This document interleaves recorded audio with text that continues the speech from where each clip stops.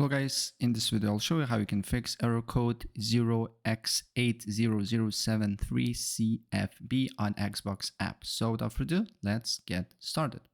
So the first thing what you need to do here, you need to completely close Xbox app. From your system tray as well should be no Xbox app here. Then what you need to do here is to open up PowerShell. Windows PowerShell, make sure to open as admin. Just press run as admin. And then you need to put few commands. So all the commands will be in the video description below. You can easily copy and paste it. So copy first command, then right click on this area here, then press on edit and paste first command and hit enter.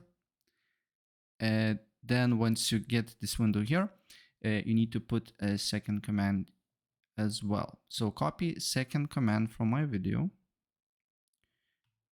And once you copy that particular command, do the same here. Right click, edit, paste, enter. Then you need to reinstall gaming services. Press OK. Wait until installation process here is done. And after it's done, it will be super quickly. Then you just need to close everything here, and then you just need to run Xbox app, and you should not be getting any errors whatsoever. So yeah, that's basically it. And if I help you out, please press like and subscribe for more. Take care.